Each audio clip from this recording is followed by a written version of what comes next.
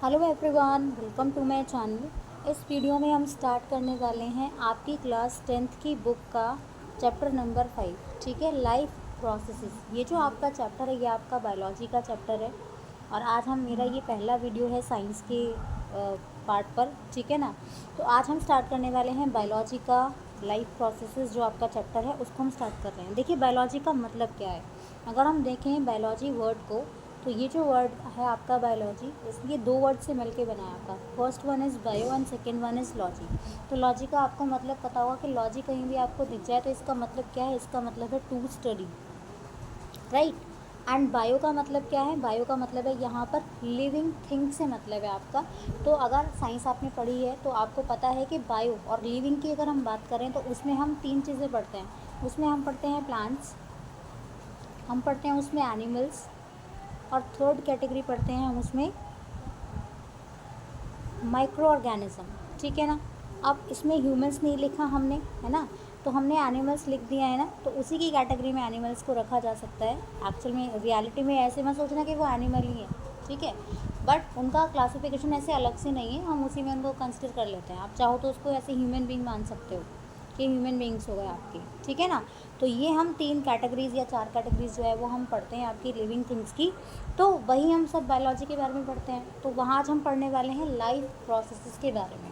Chapter का title जो है उसी से आपको समझ में आ जाएगा, लाइफ प्रोसेस। लाइफ के लिए प्रोसेसेस की बात हो रही है कोई, तो उसी को डिटेल में आज हम यहाँ पे स्टार्ट करने वाले हैं। चलिए देखिए, how do we tell the difference between what is alive and what is not alive. If we see a dog running और a cow chewing curd or a man shouting loudly on the street, we know that these are living beings. What if the dog or the cow or the man were asleep? We would still think that they were alive. But how did we know that? We see them breathing and we know that they are alive. What about plants? How do we know that they are alive? We see them green. Some of us will say, but what about plants have leaves of colors other than green? अब देखो यहाँ पे क्या लिखा गया है, आपको ये बताओ। आपने सबने पढ़ा होगा कि अगर हम लिविंग और नॉन लिविंग को डिफ्रेंशिएट करने लग जाएं, ओके, तो हम जो बेसिक सा हम इसमें जो है हम फैक्टर यूज़ करते हैं वो हम क्या कहते हैं कि लिविंग थिंग्स जो हैं वो मूव कर सकती हैं but non living things can not, right. हम कह सकते हैं कि लिविंग थिंग्स जो है वो खाना खाती हैं बट जो आपके नॉन लिविंग थिंग्स है वो खाना नहीं खाते हैं। ये हो गया आपका जो आपने जूनियर क्लासेस में पढ़ा होगा उसके अकॉर्डिंग मैं आपको बता रही हूँ। बट आप ये बताओ, अगर आपको बताना है किसी चीज़ को कि ये चीज़ अलाइव है या ये चीज़ आपकी अलाइव नहीं है, मतलब लिविंग है या नॉन लिविंग थिंग है, तो हम बहुत सारी चीज़ें सोच सकते हैं। हमारे पास बहुत सारे ऐसे पॉइंट्स हैं जिनको हम कंसिडर कर सकते हैं कि ये लिविंग है या फिर आपका ये लिविंग नहीं है। अगर हम किसी डॉग को देखते हैं, किसी काव को देखते हैं, किसी मैन को देखते हैं, अपने अपने जो है वो कोई ना कोई काम कर रहे हैं। डॉग रन कर रहा है, काव अपना जो है खाना खा रही है, जो मैन है वो चिल्ला रहा है। तो हमें पता है कि ये सारी चीज़ें लिविंग थिंग्स हैं, तो हमने कोई ना कोई एक्शन देख के इनको पहचाना ना कि ये लिविंग है, राइट। अगर कोई डॉग या कोई काव है आपका और मान लो कि वो सो रहे हैं, तो सोते टाइम हम उनको अलाइव कंसिडर करेंगे या हम उनको जो है बोलेंगे कि नॉन लिविंग थिंग्स है। तो हम तभी भी क्या सोचेंगे कि वो अलाइव है। लेकिन हमें ये सब कैसे पता, क्योंकि हमने देखा कि वो ब्रीथ कर रहे हैं, है ना। तो ब्रीदिंग एक हमने एक फैक्टर यूज़ करा कि ये सारी चीज़ें जो हैं वो क्या है आपकी लिविंग है। भाई काव है, डॉग है, वो सोएंगे तो वो भी क्या करेंगे, ब्रीदिंग तो कर रहे होंगे ना। तो हमने इससे पहचान लिया कि वो कैसी चीज़ें हैं, वो लिविंग थिंग्स है। अब प्लांट्स की बात करें, ठीक है, तो प्लांट्स को तो हमने सांस लेते हुए देखा नहीं है, हमने देखा नहीं है उनको ब्रीदिंग करते हुए, तो क्या हम उनको लिविंग थिंग्स की कैटेगरी में नहीं रखते हैं, राइट। हम उनको कैसे देखते हैं कि वो ग्रीन है। हम में से कुछ लोग कह सकते हैं ना कि वो ग्रीन है, तो हमने कह दिया कि वो क्या है, वो लिविंग थिंग्स है आपका। लेकिन प्लांट्स ऐसे भी तो होते हैं जिनमें ग्रीन कलर नहीं है, उस ग्रीन कलर के साथ साथ कुछ और कलर भी मिलते हैं। तो हम ये थोड़ी ना बोलेंगे कि वो आपका लिविंग है। जो ग्रीन कलर वाला आपका प्लांट है या ट्री है वो आपका लिविंग है, जिसमें कोई और कलर भी आ रहा है वो आपका नॉन लिविंग है, नहीं ना। They grow over time, so we know that they are alive. Some will say, अब आप में से कुछ क्या कहेंगे कि कुछ टाइम के बाद, क्योंकि बहुत ही ग्रेजुअल चेंजेस होते हैं इसमें, तो है ना, बहुत धीरे धीरे चेंजेस होंगे। प्लांट ये तो नहीं कि कल हमने सीड लगाया और नेक्स्ट डे हम जाएंगे मॉर्निंग में तो हमारा जो प्लांट है वो बड़ा हो गया, फिर वो ट्री भी बन गया तुरंत ही। ऐसा तो पॉसिबल नहीं है ना, बहुत टाइम लगता है इस चीज़ को होने में। तो ये फंक्शन जो आपका जो ट्री है वो कैसे ग्रो कर रहा है, बहुत धीरे धीरे जो है वो आपका ग्रो कर रहा है, बहुत टाइम लेता है ग्रो करने में। In other words, we tend to think of some sort of movement, इधर ग्रोथ रिलेटेड और not, as common evidence for being alive. तो यहाँ पर जो फैक्टर यूज़ किया गया वो कौन सा आया, एक आया आपका मूवमेंट आया। यहाँ पर मूवमेंट आया ना, मूवमेंट को देख के हम पहचान कर रहे हैं कि हमारी कोई भी चीज़ जो है वो लिविंग है या फिर वो नॉन लिविंग है आपका। But a plant that is not visibly growing is still alive, and some animals can breathe without visible movement. So using visible movement as the defining characteristics of life is not enough. तो plant जो है वो दिखता तो है नहीं हमें कि वो ग्रो कर रहा है, एनिमल्स जो हैं वो आपके ब्रीथ करते हैं, लेकिन उनका भी मूवमेंट कैसा होता है, विजिबल मूवमेंट है। तो ये मूवमेंट हम देख नहीं पा रहे हैं, हम ऐसा तो नहीं कि उनके अंदर झाँक के देख लें कैसे ब्रीदिंग कर रहे हैं, नहीं पॉसिबल ना ऐसा कुछ भी। तो यहाँ पर क्या हुआ कि अगर हम सिर्फ बात करें विजिबल मूवमेंट की, कि हमें मूवमेंट कोई हो रहा है और हमें वो दिख रहा है, तो उसको हम सिर्फ नहीं यूज़ कर सकते हैं कि किसी भी चीज़ को ये बताने के लिए कि हाँ ये वाली चीज़ आपकी लिविंग है या फिर आपकी नॉन लिविंग है।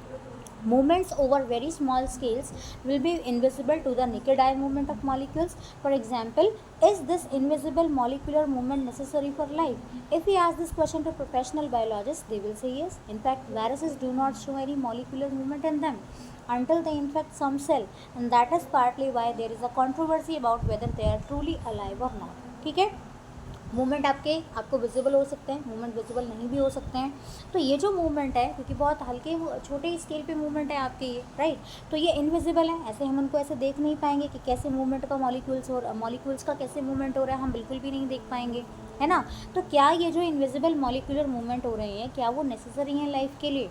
अगर हम ये क्वेश्चन किसी प्रोफेशनल बायोलॉजिस्ट से पूछेंगे तो वो क्या कहेंगे, दे विल से यस। अब वायरस की बात यहाँ पर बताई गई है। अब वायरस को देखो, वायरस के साथ में कॉन्ट्रोवर्सी है क्या, कि वायरस को ना तो हम पूरी तरह से लिविंग कैटेगरी में रखते हैं, ना ही हम उसको नॉन लिविंग कंसिडर कर सकते हैं। क्यों?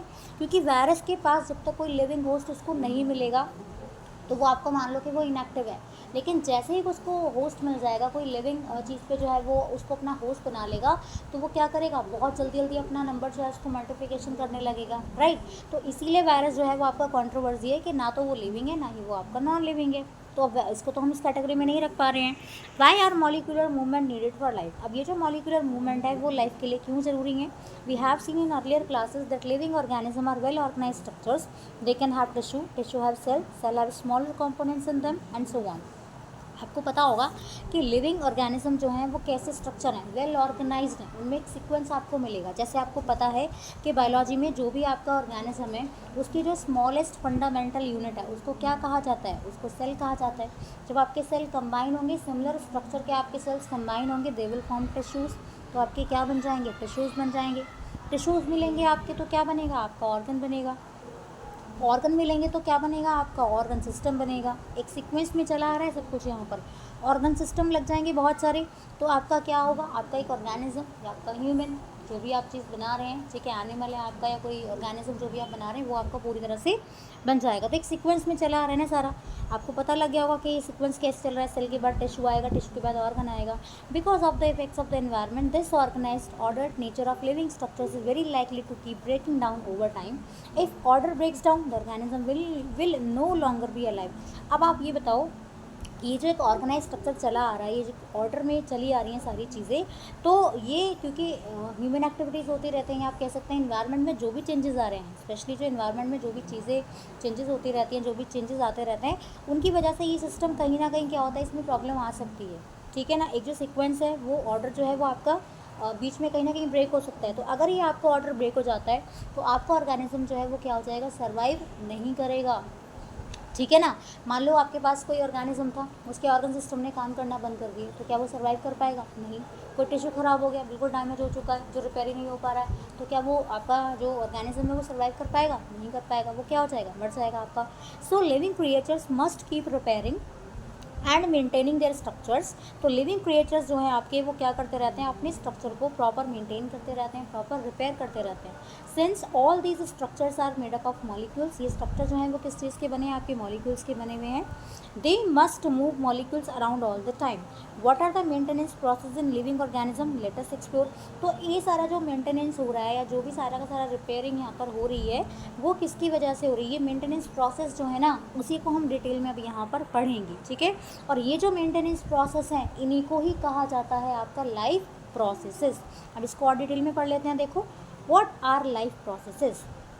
The maintenance functions of living organism must go on even when they are not doing anything particular. अब ये जो फंक्शन है ना लिविंग ऑर्गेनिज्म की, ये जो मेंटेनेंस फंक्शंस हैं, अपने आप रिपेयरिंग हो रही है, अपने आप मेंटेनेंस किया जा रहा है, तो उसमें हम बैठे हुए हैं, हमारी बॉडी का कोई टिश्यू या अंदर से कोई सेल जो है डैमेज हो गया, वो अपने आप रिपेयर होता रहता है, हम तो नहीं कर रहे हैं उसमें कुछ भी। तो ये फंक्शंस जो हैं लिविंग ऑर्गेनिज्म में, ये होते रहते हैं, चाहे हम कुछ काम करें या नहीं करें। Even when we are just sitting in class. Even if we are just asleep, this maintenance job has to go on. The processes which together perform this maintenance job are life processes. अगर हम बैठे हुए हैं, हम class में हैं, हम सो रहे हैं, तो ये मेंटेनेंस जॉब जो है ना वो हमारा कंटिन्यू रहता है, उसमें बीच में कोई ब्रेकडाउन नहीं आ रहा है. तो ये जो आपके प्रोसेस हैं, आप लाइफ प्रोसेस पढ़ रहे हैं हम, तो लाइफ प्रोसेस कौन से हैं? ऐसे प्रोसेस जो एक साथ परफॉर्म करते हैं. ये जो मेंटेनेंस जॉब हो रही है ना, सारा रिपेयरिंग हो रही है, सब कुछ हो रहा है, उसके लिए ये जो आपके प्रोसेसेस हो रहे हैं, इन सबको पूरा जो मेंटेनेंस का जो काम किया जा रहा है, इसके लिए जो प्रोसेसेस काम कर रहे हैं एक साथ मिलकर, उन्हीं को कहा जाता है आपका life processes. Okay. Since these maintenance processes are needed to prevent damage and breakdown, energy is needed for them. अब इन मेंटेनेंस प्रोसेस को करने के लिए ये क्यों ज़रूरी है? क्योंकि हमारी बॉडी में जो भी ब्रेकडाउन हो रहा है, कोई डैमेज हो रहा है, उसको प्रिवेंट करने के लिए ज़रूरी है. तो इसके लिए हमें क्या चाहिए? इसके लिए हमें चाहिए energy. We need energy for them. This energy comes from outside the body of the individual organism. So there must be a process to transfer a source of energy from outside the body of the organism, which we call food, to the inside, a process भी commonly call nutrition. अब यहाँ पर ये देखो, ये जो इनको काम करने के लिए, इन प्रोसेसेस को काम करने के लिए हमें एनर्जी की रिक्वायरमेंट है. अब ये एनर्जी हमें कहाँ से मिलेगी? ये हमें मिलेगी किसी एक्सटर्नल सोर्स से. और हमारे लिए वो एक्सटर्नल सोर्स क्या है? खाना है. आप सबने पढ़ा है कि why do we need food. तो फूड हमें क्या देता है? फूड हमें एनर्जी देता है, इसलिए हमें फूड की ज़रूरत पड़ती है. ठीक है. तो आउटसाइड अगर हम देखें आउटसाइड टर्म्स में, तो हम खाने को बोल सकते हैं कि खाने से हमें एनर्जी मिल रही है. बट अगर हम देखें कि हमारी बॉडी में एक्टिविटीज़ तो होती रहती है ना, तो अगर आप इसको देखोगे एज ए इनसाइड प्रोसेस, तो इसको हम कहते हैं न्यूट्रिशन. क्या कहते हैं इसको? हम कहते हैं न्यूट्रिशन. अभी हम इसको डिटेल में पढ़ेंगे. If the body size of the organism is to grow, additional raw material will also be needed from outside. Right. Body size जो है वो सबका अलग अलग हो सकता है ना ऑर्गेनिज्म का. उनको बड़ा होना है, डेवलप होना है, तो उनके लिए जो भी रॉ मटेरियल है वो भी ज़रूरत पड़ती होगी उनको बाहर से, किसी एक्सटर्नल सोर्स से. Since life on earth depends on carbon based molecules, most of these food sources are also carbon based. Depending on the complexity of these carbon sources, different organisms can use different kinds of nutritional processes. अब क्योंकि हमारी जो life है, यानी हमारे जो अर्थ पे जो भी लिविंग थिंग्स रहती हैं, वो किन चीज़ों पर डिपेंड करते हैं? कार्बन बेस्ड मॉलिक्यूल पर डिपेंड करते हैं. ज़्यादातर जो इसमें फूड सोर्सेज हैं वो कैसे होते हैं? आपके कार्बन बेस्ड होते हैं. अब इन कार्बन सोर्सेज का जो नेचर है वो कैसा हो सकता है? कॉम्प्लेक्स भी हो सकता है, सिंपल भी हो सकता है. ठीक है ना. तो अलग अलग जो ऑर्गेनिज्म है वो अलग अलग तरह का न्यूट्रिशनल प्रोसेस जो है वो खाते हैं. छोटे बच्चे कुछ और खाते हैं, थोड़े बड़े बच्चे होते हैं तो कुछ और खाने लगते हैं, थोड़े और बड़े होते हैं तो उनका जो फूड हैबिट्स हैं वो कैसे होने लगते हैं? चेंज होने लगती हैं. तो वैसे आप इसको रिलेट कर लो. The outside sources of food could be quite varied since the environment is not under the control of the individual organism. These sources of energy therefore need to be broken down or built up in the body and must be finally converted into a uniform source of energy that can be used for the various molecular movements needed for maintaining living structures as well as to the kind of molecules the body needs to grow. अब ये जो बाहर के sources हैं energy के, ये सबके लिए वैरी कर सकते हैं. ठीक है. अब हमारा जो इन्वायरमेंट है वो किसी के कंट्रोल में तो है नहीं कि एक सिंगल इंडिविजुअल है वही इन्वायरमेंट को कंट्रोल कर रहा है, जो उसको चाहिएगा वो अपने अकॉर्डिंग चेंजेस करता रहेगा. ऐसा भी नहीं है. तो ये जो सोर्सेज हैं एनर्जी के, इसीलिए इनको जो है इनका ब्रेकडाउन होना बहुत ज़रूरी है, या बॉडी के अंदर जो भी चीज़ें बन रही हैं उनका ब्रेकडाउन होना ज़रूरी है, ताकि वो एक ऐसे सोर्स में कन्वर्ट हो जाए, एक यूनिफॉर्म सोर्स ऑफ एनर्जी में कन्वर्ट हो जाए, जो बाकी के फंक्शंस जो भी हो रहे हैं, ठीक है, जो भी मॉलिक्यूलर मूवमेंट्स हो रहे हैं ना, उनके लिए यूज़ किया जा सके, जिससे कि वो अपना लिविंग स्ट्रक्चर जो है उसको मेनटेन कर सके. राइट. और जो भी उनको ग्रोथ चाहिए, जो भी डेवलपमेंट चाहिए, उसमें वो उनको हेल्प मिले. फॉर दिस, इसके लिए a series of chemical reactions in the body are necessary. तो हमारी बॉडी में क्या होती रहती हैं? रिएक्शंस होती रहती हैं. ठीक है. Oxidising, reducing reactions are some of most common chemical means to break down molecules. तो आपने सबने पढ़ा होगा, आपने केमिस्ट्री में भी पढ़ा होगा ना, ऑक्सीडेशन और रिडक्शन. ठीक है. तो ये जो रिएक्शंस हैं आपकी, इनमें ये कुछ रिएक्शंस हैं जो बहुत ही कॉमन है. ठीक है ना. आप कह सकते हैं कि केमिकल मीन्स एक तरह से इन मॉलिक्यूल्स को ब्रेक डाउन करना, कॉम्प्लेक्स से सिंपल में इनको ब्रेक डाउन कर देना इनका, ताकि हमारी बॉडी इनको अच्छे से यूज़ कर पाए. फॉर दिस, इसके लिए many organism use oxygen source from outside the body. The process of acquiring oxygen from outside the body and to use it in the process of breakdown of food sources for cellular needs is what we call respiration. Right. तो अब ये इसके लिए जो organism है वो क्या करते हैं, ऑक्सीजन को यूज़ करते हैं, बाहर एक्सटर्नल सोर्स की तरह से क्या यूज़ कर रहे हैं, ऑक्सीजन को यूज़ कर रहे हैं। अब ये जो ऑक्सीजन को वो यूज़ कर रहे हैं और उनको बाहर किसी बॉडी से या बाहर किसी सोर्स से उनको मिल रही है चीज़, ठीक है, फिर वो क्या करते हैं, जो भी उनके फूड सोर्सेज हैं उनका ब्रेक डाउन करते हैं, अपनी सेल की जो भी नीड्स हैं उनको फुलफिल करने के लिए उस एनर्जी का क्या किया उस खाने का, फूड सोर्सेज का क्या किया जाता है, ब्रेक डाउन। एनर्जी नहीं, फूड सोर्सेज का क्या किया जाता है, ब्रेक डाउन किया जाता है, और इसी को हम कहते हैं रेस्पिरेशन। नेक्स्ट है आपका, in case of single celled organism no specific organs for taking in food, exchange of gases और removal of waste may be needed because the entire surface of the organism is in contact with the environment. In the case of single celled organism, no specific organs for taking in food, exchange of gases or removal of waste may be needed because the entire surface of the organism is in contact with the environment. अब देखो यहाँ पे क्या बोला गया, आपको पता है कि ऑर्गेनिज्म दो तरह के होते हैं आपके, एक तो होते हैं आपके सिंगल सेल्ड जिनको हम बोलते हैं यूनिसेलुलर, और एक होते हैं आपके मल्टी सेलुलर। तो सिंगल सेल्ड की अगर हम बात करें तो सिंगल सेल्ड में आपको पता है कि जब वो एक ही सेल है उसमें, है ना, तो उसमें कोई भी स्पेसिफिक ऑर्गन्स आपको नहीं दिया गया है, खाने का इंटेक करना है, गैसेस का एक्सचेंज होना है, वेस्ट का रिमूवल होना है, उनके लिए कोई अलग से स्पेसिफिक ऑर्गन्स नहीं दिए गए हैं, क्योंकि जो पूरा का पूरा सरफेस है ऑर्गेनिज्म का वो किसके कांटेक्ट में, डायरेक्टली एनवायरनमेंट के कांटेक्ट में, कोई अलग से ऑर्गन्स उसमें दिया हुआ नहीं है आपका। But what happens when the body size of organism increases and the body design becomes more complex. लेकिन क्या होता है, मान लो साइज़ बड़ा हो गया ऑर्गेनिज्म का, ठीक है, मल्टी सेलुलर आपका वो आ गया है, तो फिर उसमें क्या होगा, अगर बॉडी साइज़ बढ़ गया है किसी भी ऑर्गेनिज्म का, बॉडी डिज़ाइन कॉम्प्लेक्स हो गया, तो फिर क्या होगा उसमें। बात करें अगर मल्टी सेलुलर ऑर्गेनिज्म की, तो जितने भी सेल्स हैं, ठीक है, वो डायरेक्टली आपके इन्वायरमेंट के कॉन्टेक्ट में नहीं है, इसीलिए वहाँ पर क्या होता है, वहाँ पर हम डिफ्यूज़न का यूज़ करते हैं। अभी मैं आपको आगे पढ़ाऊँगी डिफ्यूज़न क्या होता है, तो डिफ्यूज़न का वहाँ पर यूज़ किया जाएगा। लेकिन डिफ्यूज़न जो है वो आपका सिंपल, अगर हम बात करें कि डिफ्यूज़न जो है वो उनकी सेल की जो भी नीड्स है, उनकी जो रिक्वायरमेंट्स है उनको फुलफिल नहीं कर पाएगा, क्योंकि डिफ्यूज़न कैसा है आपका, एक स्लो प्रोसेस है ना, काफ़ी टाइम टेकन है आपका। We have seen previously how in multi cellular organism various body part have specialised in the functions they perform. अब आपने देखा होगा, अगर बात करें मल्टी सेलुलर ऑर्गेनिज्म की, तो बॉडी पार्ट्स होते हैं हमारे, है ना, और उनका एक स्पेशल फंक्शन दिया गया है आपको। आप इसको ऐसे समझो, हमारी बॉडी है, हमारी बॉडी में आँखों का अलग फंक्शन दे दिया है, कान का अलग फंक्शन दे दिया है, हाथों का अलग फंक्शन दे दिया है। मान लो अगर सारे काम एक चीज़ को ही दे दिया, आँख को ही बोल दिया जाए कि आँख को ही सारे काम करने, सुनना भी आँख को है, समझना भी आँख को है, देखना भी आँख को है, तो क्या हमारी आँख प्रॉपर काम कर पाएगी? ऐसे तो प्रैक्टिकली पॉसिबल नहीं है ना, बिल्कुल भी, अब तो ऐसा है नहीं। बट आप ये मान लो कि अगर आप किसी एक जने को ही सारे काम दे देंगे तो वो बहुत ही एफिशिएंटली काम नहीं कर पाएगा बिल्कुल भी, ठीक है। तो मल्टी सेलुलर में क्या होता है, आपका बॉडी पार्ट्स अलग अलग दिए गए हैं, उनके स्पेशल फंक्शंस भी दिए गए हैं, वो कौन से फंक्शंस परफॉर्म कर रहे हैं। We are familiar with the idea of these specialized tissues and with their organization in the body of the organism. It is therefore not surprising that the uptake of food and oxygen will also be the function of a specialized tissue. However, this possesses a problem since the food and oxygen are now taken up at one place in the body of the organism while all part of the body need them. This situation creates a need for a transportation system for carrying food and oxygen from one place to another in the body.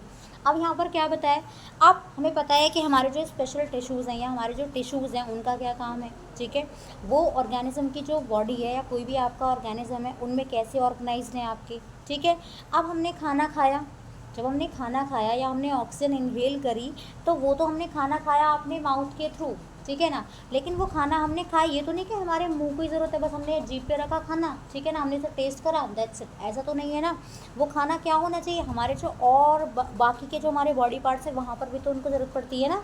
ऐसे हमने oxygen inhale कर रहे हैं, हम मान लो नाक के through गई हमारी बॉडी के अंदर ऑक्सीजन, ठीक है, जा रही है, लंग्स के पास पहुंच गई मान लो, तो ये तो नहीं कि लंग्स तक ही वो रह जाएगी, ऐसा तो पॉसिबल नहीं है ना। हमारे जो जितने सेल्स हैं उन सबको क्या ज़रूरत पड़ती है, इन सारी चीज़ों की रिक्वायरमेंट पड़ती है। तो अब यहाँ से खाना जो हमने खाया है या जो हमने ऑक्सीजन हम इनहेल कर रहे हैं, उसको सारे पार्ट ऑफ द प्लांट में जहाँ जहाँ उसकी रिक्वायरमेंट है, जिन सेल को जो टारगेटेड आपके सेल्स हैं वहाँ तक पहुँचाने के लिए किस चीज़ की रिक्वायरमेंट होगी, वहाँ पर we need a transportation system. Transport करने के लिए आपको जाना है यहाँ से ए से बी जाना है आपको, ठीक है, बट आपके पास यहाँ पे ना कोई ट्रैक है, कुछ भी नहीं है आपके पास जाने के लिए, तो आप कैसे जाएंगे, इज़ इट पॉसिबल, नहीं ना, आप नहीं जा पाएंगे। बट आपके पास ये रास्ता आपको दे दिया, चाहे आप ट्रेन से जा रहे हैं, आप कार से जा रहे हैं, आप बाइक से जा रहे हैं, आप कैसे भी जा रहे हैं, बट आपके पास एक रास्ता है, ठीक है ना, यानी कि आपके पास क्या है, एक वे है जाने का।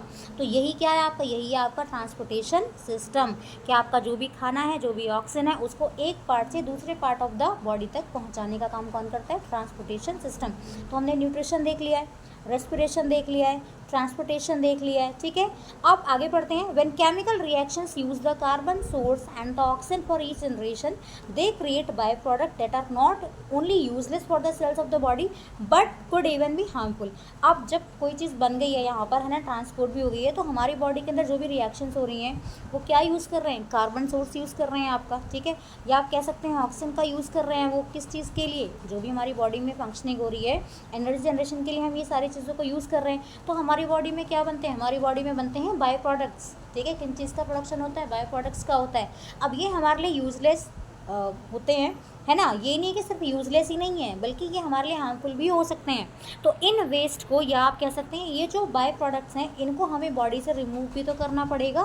घर में आपके डस्टबिन है, डस्टबिन को आप भरते जा रहे हो, भरते जा रहे हो, भरते जा रहे हो। अब ये डस्टबिन है आपका, जब ये पूरा भर जाएगा, इसमें गंदगी हो जाएगी, ठीक है, तो हमारे लिए अच्छा नहीं है, हार्मफुल है ना, यूजलेस तो है ही है ये, ठीक है। साथ साथ क्या हो जाएगा, हमारे लिए हार्मफुल भी तो हो जाएगा ना। तो हमें क्या करना पड़ेगा, हमें भी तो ऐसा करना पड़ेगा, हमारी बॉडी में जो भी हार्मफुल चीज़ें इकट्ठा हो रही हैं या होने वाली हैं, हमें उनको पहले क्या करना पड़ेगा, रिमूव करना पड़ेगा ना। जो आती जा रही हैं, हार्मफुल चीज़ें आती जा रही हैं, यूज़फुल चीज़ें आती जा रही हैं, उनको डिस्कार्ड करना पड़ेगा। तो इसके लिए हमें एक और लाइफ प्रोसेस की रिक्वायरमेंट है, एंड दैट इज़ एक्सक्रिएशन। हम उसके लिए क्या यूज़ करते हैं, एक्सक्रिएशन यूज़ करते हैं।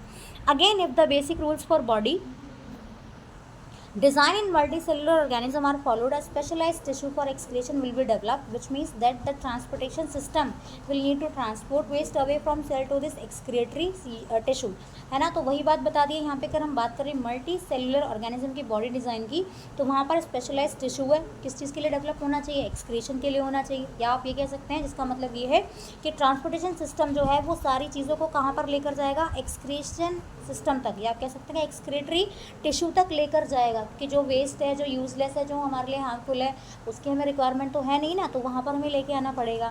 Late us consider these various processes so essential to maintain life one by one. तो ये जो हमने प्रोसेस देखे ना अभी, अब हमें इनको पढ़ना है पूरा डिटेल में, ठीक है। इसको डिटेल में पढ़ते हैं। ये आपके ब्लू लाइन क्वेश्चंस हैं, ठीक है। इनको आप, अब मैंने आपको समझा दिया ना पूरा, तो आप इनके आंसर बहुत ही आसानी से दे देंगे, ठीक है। तो पहले मैं चैप्टर का एक्सप्लेनेशन दूंगी, उसके बाद में ये ब्लू लाइन क्वेश्चंस आपको बाद में करा दूंगी। जब आपके एग्जाम आने वाले होंगे उससे थोड़ा दिन पहले से मैं अरेंज करा दूंगी ये क्वेश्चंस, वीडियोस प्रोवाइड करा दूंगी आपको। अब हम स्टार्ट करते हैं न्यूट्रिशन। पहला हमारा लाइफ प्रोसेस जो है वो क्या है आपका, न्यूट्रिशन। अगर न्यूट्रिशन को देखा जाए, ठीक है, तो आप इसको सिंपली क्या कह सकते हैं, आप इसको अगर सिंपली न्यूट्रिशन को अगर आपको डिफाइन करने के लिए बोल दिया जाए तो हम क्या बोलेंगे, intake of food. Intake of food हम इसको शॉर्ट में बोल सकते हैं, ठीक है। याद करने के लिए आप इसको ऐसे लिख लो, कहीं भी पेंसिल लेके बैठा करो, सो दैट कि आप, मैं जो भी चीज़ें बोल रही हूँ आप उनको यहाँ पे मार्क कर लो। पढ़ते हैं इसको डिटेल में। देखो, व्हेन वी वॉक और ride a bicycle we are using up energy. Even when we are not doing any apparent activity, energy is needed to maintain a state of order in our body. We also need materials from outside in order to grow, develop, synthesize protein and other substances needed in the body. This source of energy and materials is the food we eat. अब आप ये देखो कि हम bicycle चला रहे हैं, हम एनर्जी यूज़ कर रहे हैं, ठीक है। अगर हम कोई ऐसी एक्टिविटी भी नहीं करेंगे, फिजिकल एक्टिविटी भी नहीं कर रहे हैं, तो भी हमें किस चीज़ की रिक्वायरमेंट पड़ रही है, एनर्जी की रिक्वायरमेंट पड़ रही है।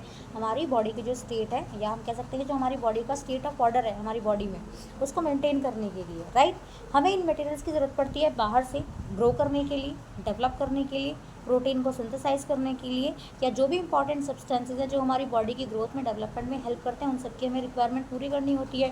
तो ये जो आपका सोर्स है एनर्जी का या मटेरियल्स का, वो हमें कहाँ से मिलता है, वो मिलता है हमें फूड से, ठीक है। तो न्यूट्रिशन को आप कैसे रिलेट करोगे, फूड के साथ में। How do living things get their food. अब लिविंग थिंग्स जो हैं वो खाना कैसे लेते हैं, कोई ना कोई मेथड तो वो यूज़ करते होंगे definitely. General requirement for energy and materials is common in all organism but it is fulfilled in different ways. तो आपको पता लग गया कि एनर्जी के लिए जो बेसिक रिक्वायरमेंट है that is food, right. But उस फूड को इनटेक करने का जो मेथड है, उस फूड को इनटेक करने का जो प्रोसेस है दैट इज़ डिफरेंट, क्योंकि आपके जो ऑर्गेनिज्म उनका स्ट्रक्चर कैसा होता है, अलग अलग होता है। तो इसीलिए वो क्या करते हैं, ये जो मेथड है उसको फूड को इनटेक करने का, वो भी कैसा होगा आपका, डिफरेंट ही होगा। Some organism use simple food material obtain from inorganic sources in the form of carbon dioxide in water. These organism the autotroph include green plants and some bacterias. अब कुछ जो आपके ऑर्गेनिज्म है वो सिंपल फूड मटेरियल यूज़ करेंगे, जो वो कहाँ से ऑब्टेन करते हैं, जो भी इनऑर्गेनिक सोर्सेज हैं, चाहे वो कार्बन डाइऑक्साइड की फॉर्म में या आपका वाटर के फॉर्म में, उनसे जो है वो अपना जो है उस चीज़ को फुलफिल करते हैं। ये जो ऑर्गेनिज्म है ये आप कह सकते हैं इनमें ऑटोट्रॉफ। ऑटो का मतलब क्या है? सेल्फ। ऑटो मतलब सेल्फ। तो ऑटोट्रॉफ हम किनको कहते हैं? ऑटोट्रॉफ हम उनको कहते हैं, अभी हम डिटेल में पढ़ेंगे। और तो ऑटोट्रॉफ्स उनको कहा जाता है जो अपना खाना, ठीक है, खुद प्रिपेयर करते हैं। अपना खाना खुद प्रिपेयर करते हैं, किसकी हेल्प से? फोटोसिंथेसिस की हेल्प से। तो ऑटोट्रॉफ्स में आपको समझ में आ गया होगा कि खाना कौन प्रिपेयर कर रहा है? अपना प्लांट्स कर रहे हैं ना। किचन वाला खाना प्रिपेयर करने की बात नहीं है यहाँ पे, ठीक है, यहाँ प्लांट्स की बात हो रही है। तो प्लांट्स अपना खाना खुद प्रिपेयर करते हैं, तो वो क्या होते हैं? वो होते हैं आपके ऑटोट्रॉफ्स। इसमें आपके ग्रीन प्लांट्स आ गए हैं, कुछ आपके बैक्टीरियाज आ गए हैं, ठीक है। कुछ ऑर्गेनिज्म क्या करते हैं? Utilise complex substances. These complex substances have to be broken down into simpler ones before they can be use for the upkeep and growth of the body. अब कुछ आपके जो ऑर्गेनिज्म है वो क्या करते हैं? जो भी खाना खाया वो कॉम्प्लेक्स फॉर्म में उन्होंने खा लिया, ठीक है, तो उनको क्या करना पड़ता है? हमारी बॉडी मान लो कॉम्प्लेक्स फॉर्म को नहीं डाइजेस्ट कर पा रही है, तो हमें क्या करना पड़ेगा? हमारी बॉडी में फंक्शनिंग होनी चाहिए कि ये जो कॉम्प्लेक्स सब्सटेंसेस हैं ये सिंपलर में क्या हो जाए? इनका ब्रेकडाउन हो जाए, ठीक है, ताकि हमारी बॉडी उनको अच्छे से यूज़ कर सके, अच्छे से जो है हमारी बॉडी की ग्रोथ हो पाए। फिर इसको पूरा करने के लिए ऑर्गेनिज्म क्या यूज़ करते हैं? वो यूज़ करते हैं बायो कैटलिस्ट। तो ये जो बायो कैटलिस्ट होते हैं ना, जो सिंपलर कॉम्प्लेक्स सब्सटेंसेस को सिंपलर में तोड़ रहे हैं, सिंपलर में ब्रेक डाउन कर रहे हैं कॉम्प्लेक्स सब्सटेंसेस का, उनको कहा जाता है बायो कैटलिस्ट, ठीक है। और ये जो बायो कैटलिस्ट है इन्हीं को क्या कहा जाता है? आपका एंजाइम। तो एंजाइम वो बायो कैटलिस्ट हैं जो हमारे कॉम्प्लेक्स फूड मटेरियल्स को सिंपलर में जो है उनका ब्रेक डाउन कर देंगे। Thus, the heterotroph survival depends directly or indirectly on autotrophs. Heterotrophic organism include animals and fungi. अब यहाँ पर बात आ गई, ऑटो तो हमने पढ़ लिया, अब है आपका हेट्रोट्रॉफ। हेट्रोट्रॉफ कौन होते हैं? जो अपने खाने के लिए दूसरों पे डिपेंड करते हैं, depends on other for their food, ठीक है। डायरेक्टली या इनडायरेक्टली वो दूसरों पे डिपेंड करते हैं अपने खाने के लिए। दूसरों पे किन पे डिपेंड करेंगे? जो अपना खुद खाना बना रहे हैं, मतलब आपका ऑटोट्रॉफ्स हो गए हैं, राइट।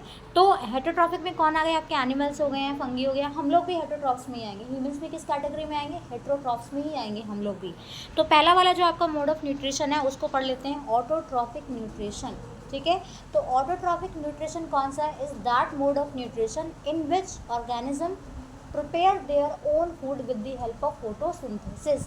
तो आपका ऑटोट्रॉफिक न्यूट्रिशन कौन सा होता है? ये वो मोड ऑफ न्यूट्रिशन है जिसमें आपके ऑर्गेनिज्म अपना खाना खुद बनाएंगे, किस चीज़ की हेल्प से? फोटोसिंथेसिस की हेल्प से। जो भी उनको चीज़ें चाहिए, जो भी उनको रॉ मटेरियल चाहिए वो यूज़ कर लेते हैं। Carbon and energy requirement of the autotrophic organism are fulfilled by photosynthesis. तो कार्बन की नीड है, एनर्जी की जो भी रिक्वायरमेंट है ऑटोट्रॉफ्स की, वो कहाँ से कंप्लीट करते हैं? वो अपनी कहाँ से फुलफिल करते हैं? फोटोसिंथेसिस से करते हैं। और आपको पता है कि फोटोसिंथेसिस क्या होता है? It is the process by which autotroph take in substances from the outside and convert them into stored form of energy. तो ये प्रोसेस क्या है आपका? कि जो आपके ऑटोट्रॉफ हैं वो आपका CO2 यूज़ कर रहे हैं, आपका वाटर यूज़ कर रहे हैं, आपका सनलाइट यूज़ कर रहे हैं आपका, ठीक है ना, और क्लोरोफिल यूज़ कर रहे हैं। उसके बाद जो है वो क्या करते हैं? अपना खाना जो है उसको प्रिपेयर करेंगे, ठीक है, और उसको कन्वर्ट कर लेंगे एक स्टोरेबल फॉर्म में, कि वो एनर्जी की फॉर्म में जो है आपका स्टोर हो जाए उनकी प्लांट्स के अंदर ही। ये जो मटेरियल है इस taken in the form of carbon dioxide, जैसे मैंने आपको बताया CO2 आपका यूज़ कर रहे हैं, वाटर हो सकता है, जो आपका फाइनली किस चीज़ में कन्वर्ट हो जाएगा? कार्बोहाइड्रेट में हो जाएगा। और किस चीज़ का यूज़ करते हैं? सनलाइट का यूज़ करते हैं, आपका क्लोरोफिल यूज़ करते हैं। क्लोरोफिल समझ लो क्या होता है? क्लोरोफिल वो पिगमेंट है, ठीक है, जिसकी वजह से प्लांट्स का कलर कैसा होता है? ग्रीन होता है। अब ये तो नहीं है कि सारे प्लांट्स, मान लो कि कोई आपका प्लांट है उसमें ग्रीन कलर नहीं है, कोई और भी कलर आ रहा है, तो ये नहीं कि उसमें क्लोरोफिल नहीं है। क्लोरोफिल के भी अलग अलग टाइप होते हैं ना आपका, तो उसमें ऐसा नहीं है कि उनमें क्लोरोफिल मिलता ही नहीं होगा, वरना फोटोसिंथेसिस आपका हो ही नहीं पाएगा ना। फिर carbohydrates are utilise for providing energy to the plant. Carbohydrates को यूज़ किया जाएगा एनर्जी प्रोवाइड कराने के लिए। We will study how this take place in the next section. आगे हम पढ़ेंगे कैसे होता है ये जो कार्बोहाइड्रेट्स हैं which are not use immediately are stored in the form of starch. ये जो कार्बोहाइड्रेट है ना, ये नहीं कि आप बना है तो तुरंत ही इसको यूज़ कर लिया गया होगा। ये कैसे होगा? ये आपका स्टार्च की फॉर्म में स्टोर हो जाएगा, ठीक है, जो as a internal energy reserve की तरह से आपका काम करेगा, और जब ज़रूरत होगी प्लांट को तो प्लांट इसको यूज़ कर लेगा। A somewhat similar situation is seen in us where some of the energy derive from the food we eat is stored in our body in the form of glycogen. तो हमारे साथ भी ऐसा होता है, हमने जो भी खाना खाया उससे हमें जो भी एनर्जी मिल रही है वो एनर्जी हमारी बॉडी में किसकी फॉर्म में स्टोर हो जाएगी? ग्लाइकोजन की फॉर्म में हो जाएगी। तो आपको याद क्या रखना है कि प्लांट्स में किसकी फॉर्म में स्टोर हो रही है एनर्जी? आपकी स्टार्च की फॉर्म में, बट इन ह्यूमंस हमारे अंदर जो है वो किसकी फॉर्म में होता है, वो होता है आपका ग्लाइकोजन की फॉर्म में। आई होप आपको इतना क्लियर हो गया होगा, ठीक है। चलो आगे चलते हैं। ये देखो यहाँ पे दिया है आपको रिएक्शन, अब दे दिया आप, ठीक है, ये दिए ना आपको रिएक्शन, इसको एज इट इज़ आप जो है याद कर लेना। ये आपकी रिएक्शन है, CO2 हमने यूज़ किया, हमने वाटर यूज़ किया, ये वाटर है, ये आपका CO2 है, किसकी प्रेजेंस में, क्लोरोफिल और सनलाइट के प्रेजेंस में। ये आपका बन गया ग्लूकोज, C6H12O6, ये फॉर्मूला है ग्लूकोज, कार्बोहाइड्रेट आपका बन गया। O2 हो गया और आपका H2 हो गया। बाद में जो 6-12 करके लगाया हो ना, इसको बैलेंस कर दिया गया। यहाँ पे आपने पढ़ा होगा ना केमिकल रिएक्शंस में how to balance a equation, तो वैसे ही इसको बैलेंस कर दिया गया है, ठीक है ना। अब इस रिएक्शन में क्या क्या चीज़ें होती हैं उनको ध्यान से पढ़ते हैं। देखो, let us now see what actually happens during the process of photosynthesis. तो फोटोसिंथेसिस जब होता है तो एक्चुअल में उसमें क्या हो रहा है, कौन कौन से इवेंट्स हैं, क्या क्या स्टेप हैं उसमें, उसको हम देख लेते हैं। देखो, तो आपको ये 3 स्टेप जो है वो ध्यान रखने हैं, एज इट इज़ बिल्कुल ध्यान रखने हैं। सबसे पहले क्या काम होगा आपका कि जो आपकी लाइट एनर्जी है उसका एब्जॉर्प्शन होगा, और उसको कौन करेगा, क्लोरोफिल करेगा। तो जो सनलाइट आ रही है ना आपकी, इसको ट्रैप कौन कर रहा है, क्लोरोफिल कर रहा है। क्लोरोप्लास्ट जो आके वो क्या कर रहे हैं, उसको ट्रैप करें, तो पहला काम खत्म हुआ। सेकेंड स्टेप में आ जाओ। सेकेंड स्टेप में क्या होगा, ये जो लाइट एनर्जी आई है आपकी, यानी कि जो आपकी सनलाइट एनर्जी आ रही है, अब इसका कन्वर्जन होगा। कन्वर्जन किस में हो जाएगा, आपका लाइट एनर्जी जो है आपकी वो केमिकल एनर्जी में कन्वर्ट हो जाएगी, ठीक है। और वाटर मॉलिक्यूल्स जो थे आपके, उनका ब्रेकडाउन हो जाएगा किस किस चीज़ में, हाइड्रोजन में और आपका ऑक्सीजन में। 2 स्टेप कंप्लीट हो गए हमारे। थर्ड स्टेप है हमारा reduction of CO2 to carbohydrate. अब जो हमारा CO2 हम यूज़ कर रहे थे ना, ठीक है, रिएक्टेंट्स में, अब वो क्या हो जाएगा हमारा, किस चीज़ में रिड्यूस हो जाएगा, वो हमारा कार्बोहाइड्रेट्स में रिड्यूस हो जाएगा, C6H12O6 आपका बना देगा। These steps need only take place one after the other immediately. For example, the desert plant take up CO2 at night and prepare an intermediate which is acted upon by the energy absorbed by the chlorophyll during the day. अब ये step जो हो रहे हैं ना, ये ज़रूरी नहीं है कि एक के बाद एक तुरंत के तुरंत ही हो जाएंगे। अब मान लो डेजर्ट प्लांट्स हैं, वो क्या करते हैं, आपका CO2 को रात में इनटेक करेंगे, ठीक है, और उसको प्रिपेयर करेंगे, ठीक है, एक इंटरमीडिएट जो है वो प्रिपेयर करेंगे यहाँ पर। लेकिन उस पर काम कब होगा, जब दिन आएगा ना, जब लाइट मिलेगी, उनको एनर्जी मिलेगी, आपका लाइट एनर्जी, तब वो जो है क्या करेंगे, उसको यूज़ करेंगे, ठीक है, जो आप क्लोरोफिल जो है जिसको एब्जॉर्ब करेगा दिन के टाइम पे। Let us see how each of the components of the above reaction are necessary for photosynthesis. अब ये फोटोसिंथेसिस करने के लिए ये जो कंपोनेंट्स हैं इनको थोड़ा सा और देख लेते हैं, यहाँ पर क्या क्या चीज़ें होती हैं। If you carefully observe a cross section of a leaf under a microscope, अगर आप माइक्रोस्कोप के अंदर उसको रख के, ठीक है ना, स्टेज पे अगर आप उसको रखेंगे ना किसी स्लाइड को, या उस पर आप लीफ रखेंगे और उसको देखेंगे, तो आपको क्या मिलेगा, you will notice that some cell contain green dot. तो आपको क्या मिलेंगे, कुछ सेल्स में क्या मिलेंगे, आपको ग्रीन ग्रीन डॉट मिलेंगी। तो ये जो आपकी ग्रीन ग्रीन डॉट होती हैं, ये क्या है, ये आपकी सेल ऑर्गेनेल्स ही तो हैं आपका, जिनको हम क्या कहते हैं, क्लोरोप्लास्ट कहते हैं।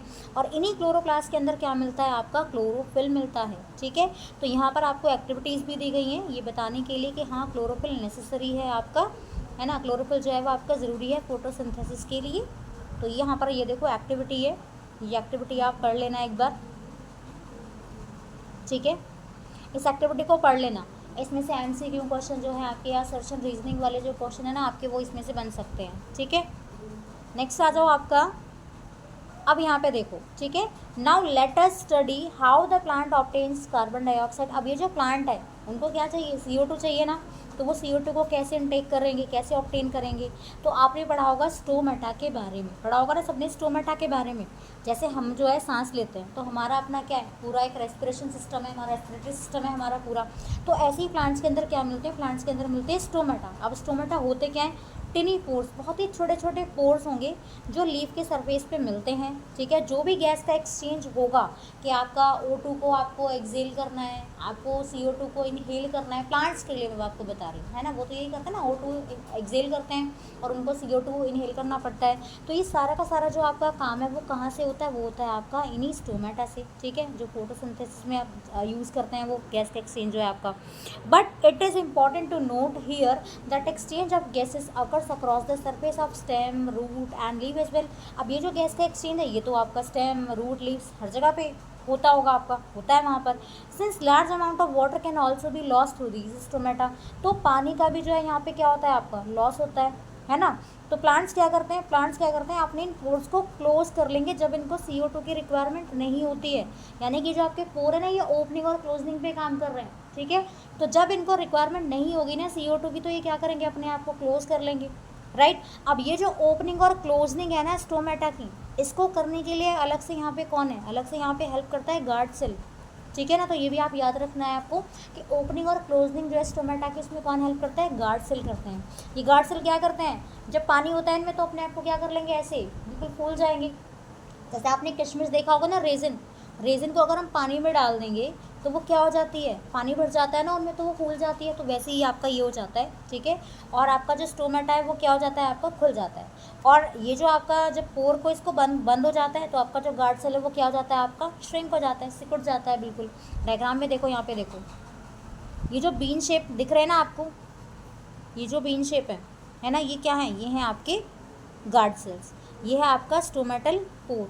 ये है आपके जो ग्रीन ग्रीन डॉट दिख रही हैं आपको, ये है क्या, आपकी ग्रीन क्लोरोप्लास्ट है आपकी। ये जो बीन शेप है ना, ये क्या है, ये है आपका गार्ड सेल्स, ठीक है। यहाँ पर ओपनिंग है इस वाले डायग्राम में, एंड इन दिस डायग्राम यहाँ पर आपको दिखाया गया क्लोजनिंग ऑफ स्टोमेटा। आई होप आपको इतना क्लियर हो गया होगा। यहाँ पर फिर से एक और एक्टिविटी दे दी है आपको, देखो ये एक और एक्टिविटी दे रखी है ना, और ये आपको क्या बताने के लिए कि CO2 नेसेसरी है या नहीं है ना। और ये इंपॉर्टेंट एक्टिविटी है, इसको पढ़ लेना एक बार, क्वेश्चन कभी कभी इसमें से बन जाता है आपका। तो आगे चलते हैं फिर अपना, इसको आप पढ़ लेना, ठीक है।